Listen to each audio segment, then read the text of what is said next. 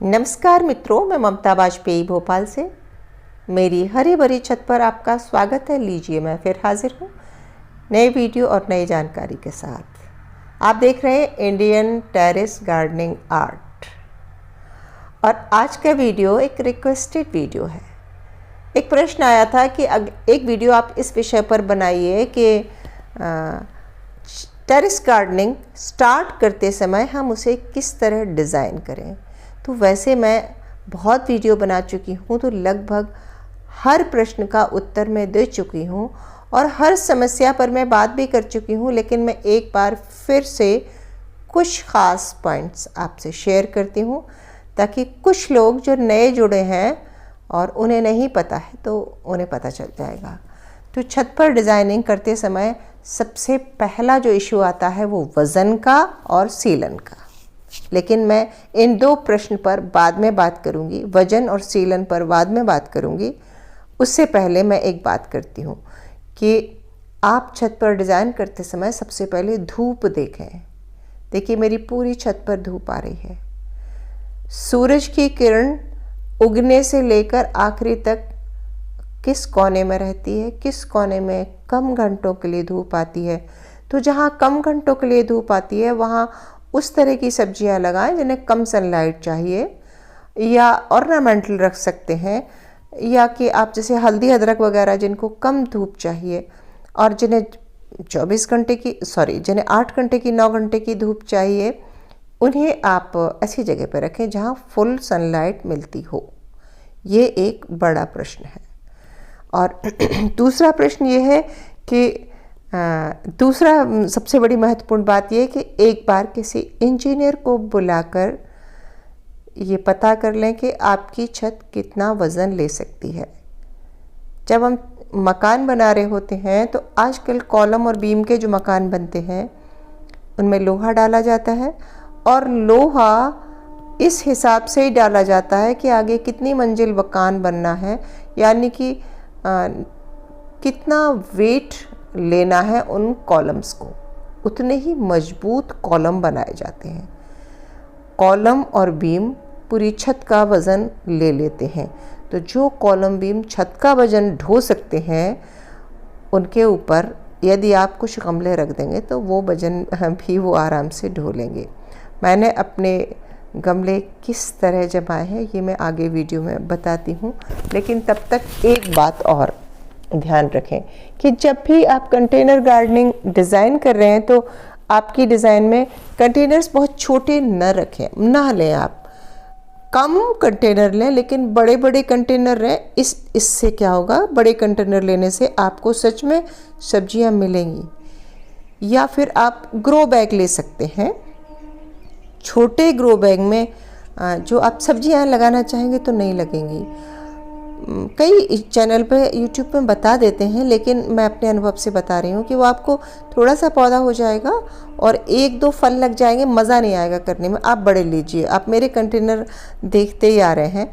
और फिर आप ये जानकारी लें कि कौन कौन सी सब्जियाँ किस किस मौसम में लगाई जाती हैं।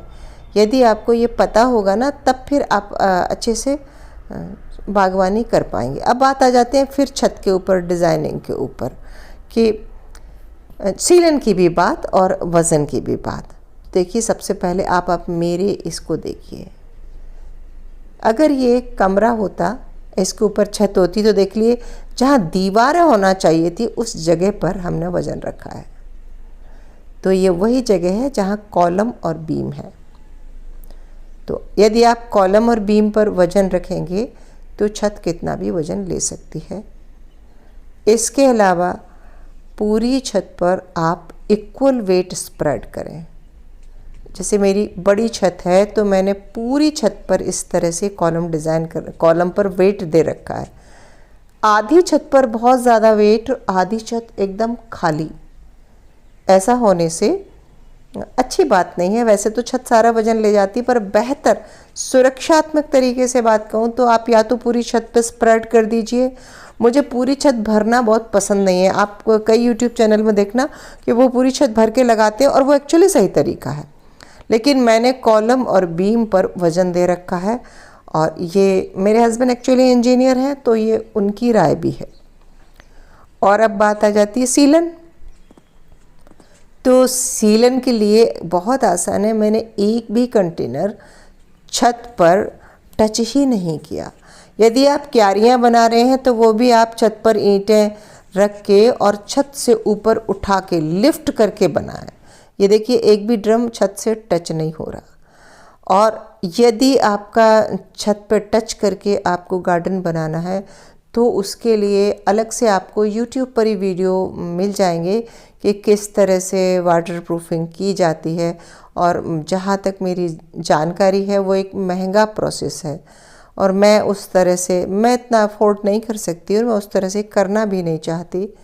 हाँ, ये कंटेनर 6 साल 7 साल चल जाएंगे, फिर मुझे बदलना पड़ेगा। आप ग्रो बैग लेंगे तो वो भी एक अच्छा ऑप्शन है, वो भी 5 से 6 साल वो भी चलते हैं। तो हाँ, खर्च तो होता है क्योंकि आपको बार बार ये चीज़ें बदलनी पड़ती हैं। बहुत ज़्यादा वज़नदार गमले न रखें। ये मेरे सीमेंट के नहीं है गमले, एस्बेस्टस शीट आती है जो सीमेंट जैसा ही मटेरियल है, लेकिन सीमेंट के गमलों में इसमें गिट्टी नहीं है। सीमेंट वाले जो गमले होते हैं उनमें थोड़ा गिट्टी का बारीक जीरा गिट्टी रहती है तो उनका वज़न बहुत ज़्यादा होता है। ये गमले हल्के हैं और मैं इन्हें एक जगह से दूसरी जगह आराम से कैरी कर सकती हूँ। तो छत पे वज़न का अगर इशू है तो आप मैंने बताया कि आप प्लास्टिक के ड्रम लें, ग्रो बैग लें और मिट्टी पर बात कर लेते हैं। मिट्टी भी वज़न को मेंटेन करती है। आप अगर मुझसे रेगुलर जुड़े हैं तो आपने देखा होगा कि मैं बहुत धान की भूसी मिलाती हूँ मिट्टी में। तो यदि आप अफोर्ड कर सकते हैं या आप दक्षिण भारत तरफ रहते हैं तो आप कोकोपीट मिला सकते हैं। कोकोपीट हल्का मटेरियल है जो नारियल के छिलके से बनता है और जो मिट्टी में मिला के मिट्टी को हल्का कर देता है और वो उसकी वाटर होल्डिंग कैपेसिटी भी अच्छी होती है।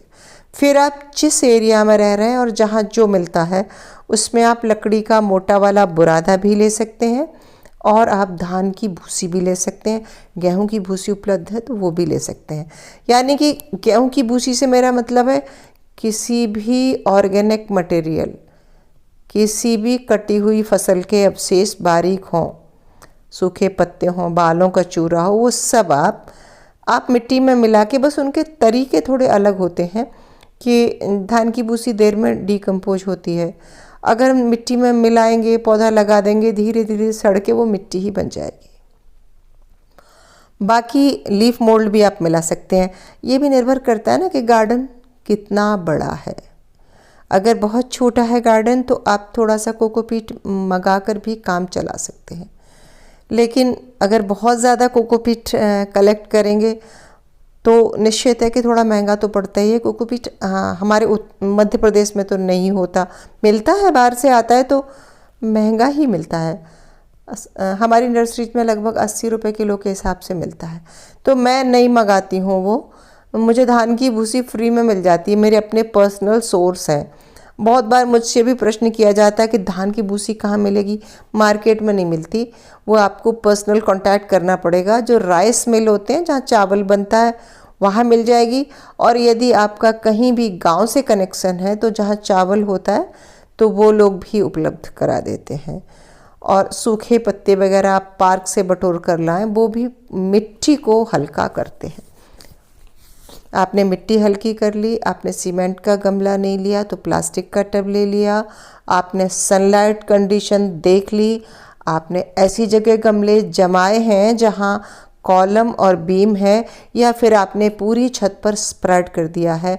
अब आप एक और ध्यान रखें कि आपकी छत पर एक नल का सोर्स होना चाहिए, क्योंकि जब गार्डन बनाते हैं तो बाल्टी से मग्गे से पानी देने से चलता नहीं है। क्योंकि मैंने शुरू में यही किया था, बाल्टी मग्गे से गार्डनिंग शुरू की थी, वो बहुत थक जाती थी मैं।